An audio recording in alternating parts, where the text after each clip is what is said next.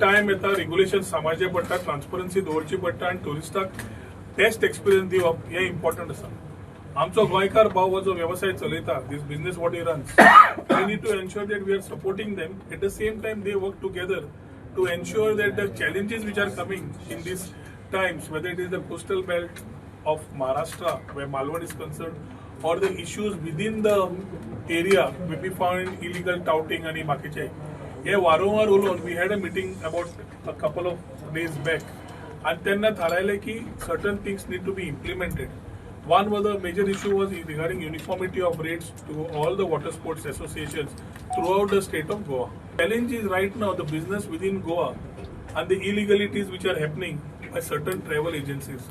So the travel agencies which are there, they tanka jo whether online or whether they are having their offices here, are not given permission to sell any water sports.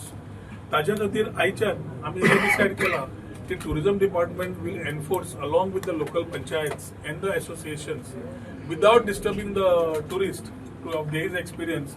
हे पहिले कर्ब जावपाची गरज आसा आणि ताज्या खातीर जितले travel agency आसा तांकां एडाच्या माध्यमांतल्यान आमच्या वेबसायटीच्या माध्यमांतल्यान as we recognise the associations or our platform which are our Goan associations, we will ensure that we are passing the right message to desist that particular tours and travel agency from selling any water sport package which is hampering the business as far as Goa is concerned. त्यामधल्यान water sports activities ज्यो आसा जे कोणी समज गोंयच्यान मालवण नाल्यार other स्टेट्सान विकतात त्यो टिकेटी जाल्यार will be taken as nuisance आणि ड्यू अंडर दॅट त्या कायद्याच्या अंडर ड्यू BNS जो सेक्शन लागता ताजे कायद्यानुसार ऍक्शन घेवपाक जाय.